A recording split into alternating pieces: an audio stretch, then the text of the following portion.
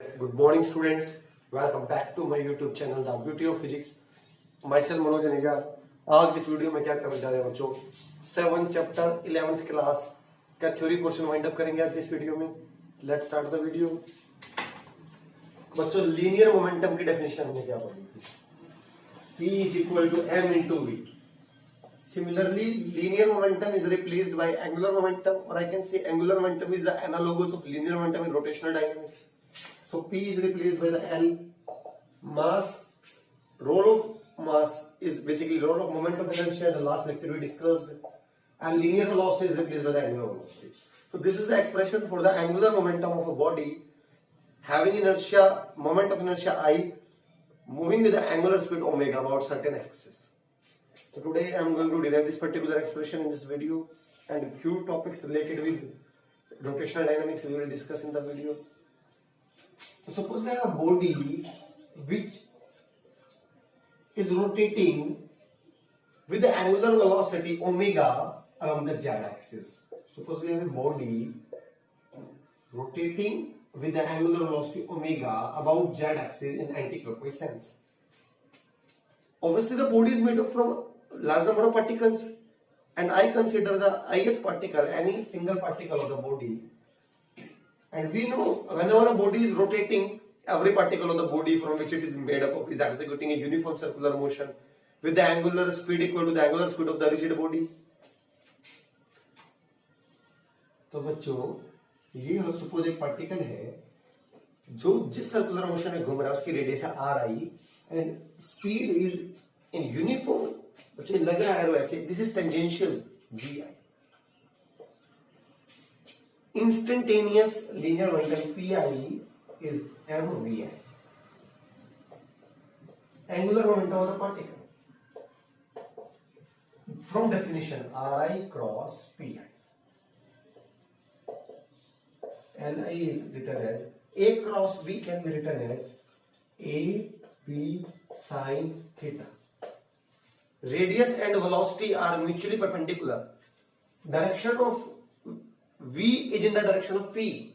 P and V are collinear. So P will be in the direction of V. R and V are perpendicular. It means R and P are perpendicular. So sin 90 into K cap. Into K cap. Sin 90 we know is 1 R I P I K cap. R I P I is M V I. Linear momentum is M V I K cap. Vi can be written as V we know is R into omega.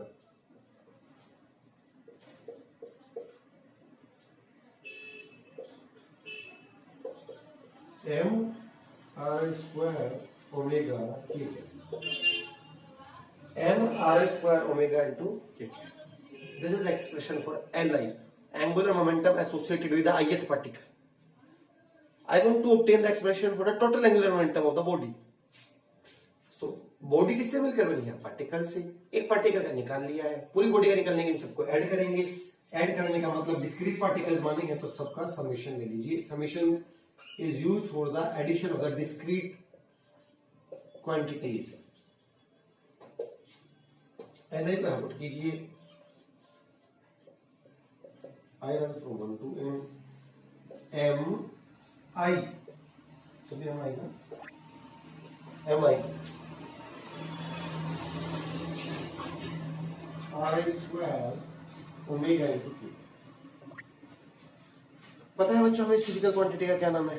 Moment of inertia of the body I omega k.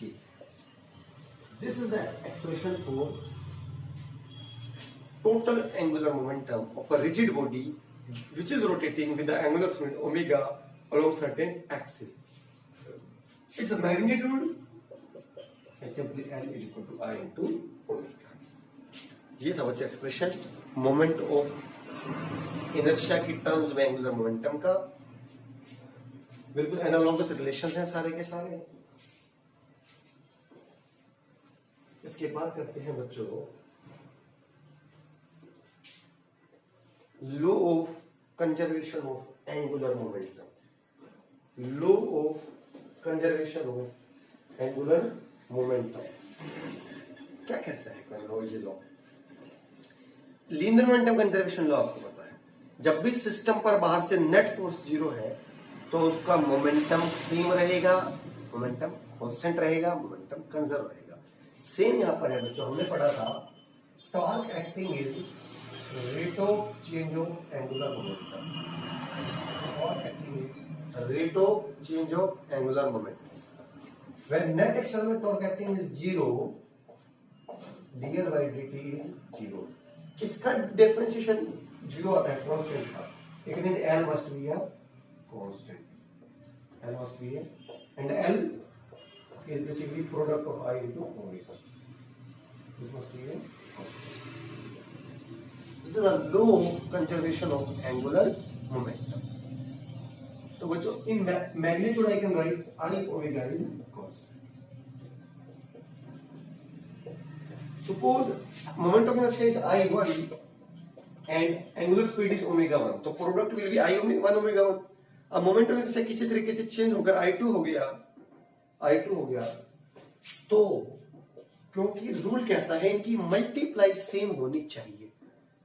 जैसे बच्चों 8 into 3 is 24, अगर मैं बताऊं इनकी multiply same होनी चाहिए। Multiply individually वो change हो सकते हैं। 8 बन गया मेरा 6, मल्टीप्लाई 24 ही आनी चाहिए। अगर ये कम हो गया तो इसको मुझे बढ़ाना पड़ेगा, so that product remains same. Similarly I1 changes to I2, तो omega 1 will have to change itself in such a way that this product will be equal to the this particular product. तो इसको हम लिख सकते हैं उस form में I1 omega 1 is equal to I2 omega 2. I1 omega 1 is equal to I2 omega 2. Omega क्या होता है बच्चों? 2 पाई बाय T1.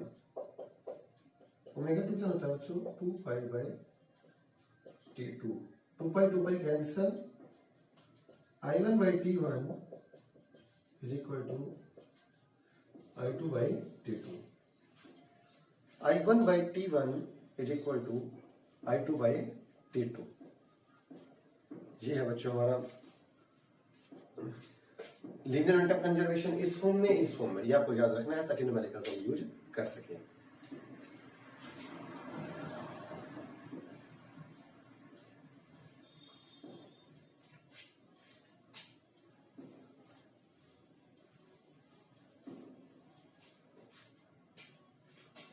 अब करते हैं बच्चों रोलिंग।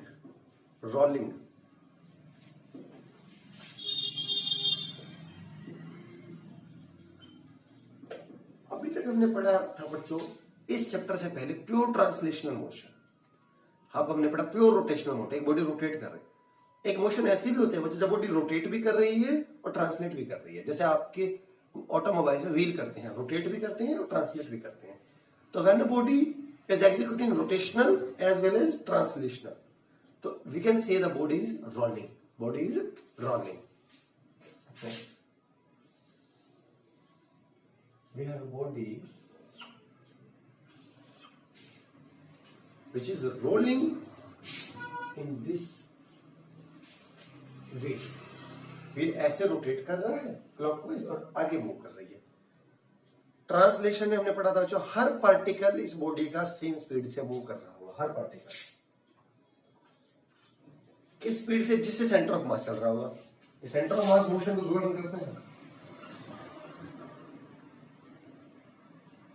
हर पार्टिकल के पास एक ट्रांसलेशनल स्पीड है और हर पार्टिकल रोटेट भी कर रहा है, तो एक रोटेशनल की वजह से भी स्पीड है। अगर मैं इस पार्टिकल की बात करूं, this particle is executing circular motion as well as along with the translation of the particle.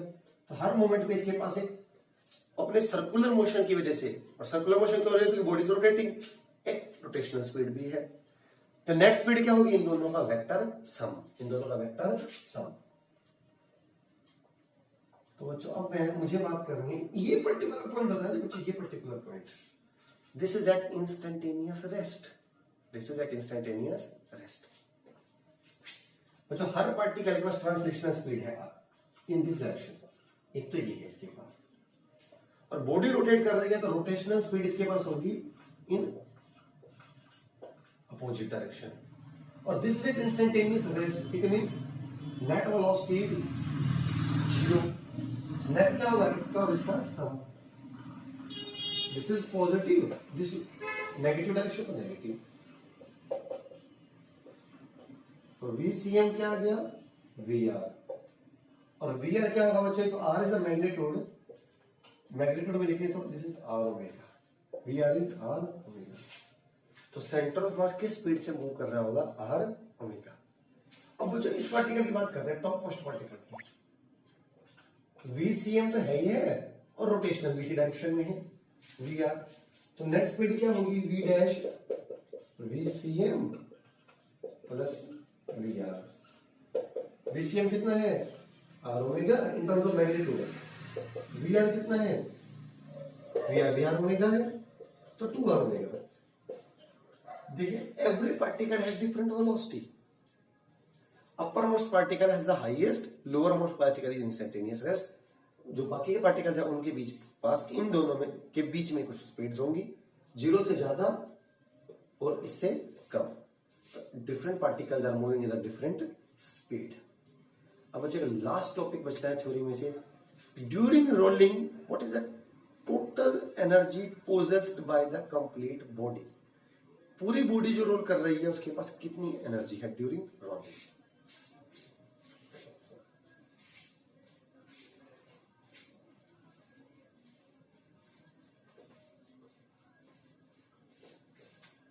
तो दो टाइप की एनर्जी होगी, रोटेशनल और ट्रांसलेशनल, दोनों को ऐड करेंगे रिजल्ट आ जाएगा।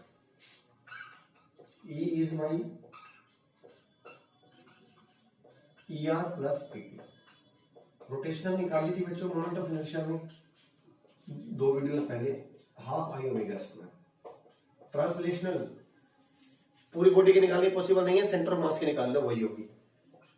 पूरी बॉडी का मास और किस स्पीड से मूव कर रहा है VCM का स्क्वायर। अभी निकालना था बच्चों VCM की स्पीड क्या थी ओमेगा इंटू R, तो ओमेगा की वैल्यू क्या जाएगी यहां से VCM बाई R का स्क्वायर, VCM का स्क्वायर। मोमेंट ऑफ इनर्शिया को बच्चों रेडियस ऑफ जाइरेशन के टर्म में मास इंटू रेडियस ऑफ जाइरेशन का स्क्वायर, VCM का स्क्वायर R का स्क्वायर, हाफ M VCM का square.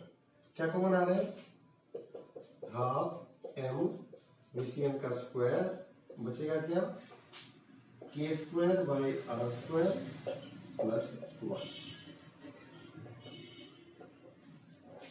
This is the expression for total energy of a body which is rolling. बच्चों अब लास्ट में वाइंड अप कर रहा हूं चैप्टर की थ्योरी को। नेक्स्ट वीडियो से हम क्वेश्चंस करेंगे एनसीईआरटी क्वेश्चन उन्हीं टॉपिक्स पे जो टॉपिक्स सिलेबस में है, क्योंकि यहां से एक बहुत इंपॉर्टेंट टॉपिक था parallel and perpendicular axis theorem, it has been deleted from the syllabus. तो जो where I was yes what बच्चों एनालॉगस क्वांटिटीज, क्योंकि हमने एक नियरिंग मैकेनिक्स पढ़ा है, वहां बच्चों होता था पोजीशन वेक्टर R, यहां होता है डिस्प्लेसमेंट एंगुलर डिस्प्लेसमेंट थीटा, वहां थी लीनियर स्पीड, यहां थी एंगुलर स्पीड। वहां पर था बच्चों लीनियर एक्सेलरेशन, यहां था एंगुलर एक्सेलरेशन। वहां पर था फोर्स, यहां पर है टॉर्क। वहां पर था लीनियर मोमेंटम, यहां पर है एंगुलर मोमेंटम। वहां पर था मास, यहां पर है मोमेंट ऑफ इनर्शिया। ये बच्चों सारे अगर आपको एनालॉगस याद है, ये फॉर्मूले याद है इसके लीनियर के, तो ये वाले आप इजीली लिख सकते हो। जैसे फर्स्ट इक्वेशन ऑफ मोशन क्या थी U plus AT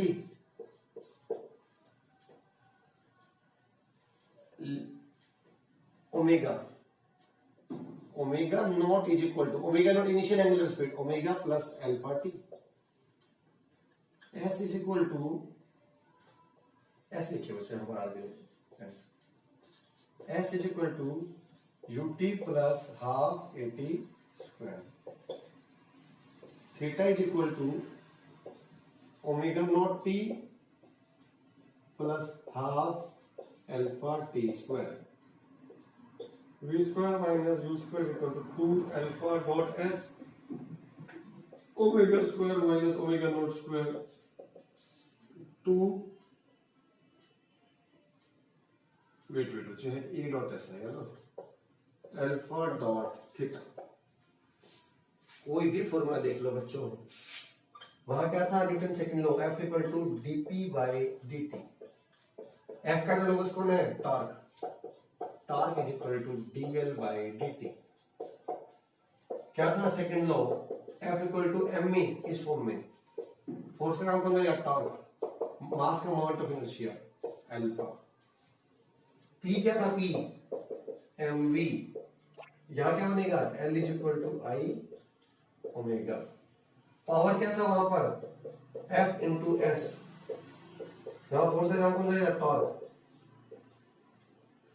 kinetic energy क्या थी वहां हाफ m v स्क्वायर, यहां क्या होगी हाफ I ओमेगा स्क्वायर।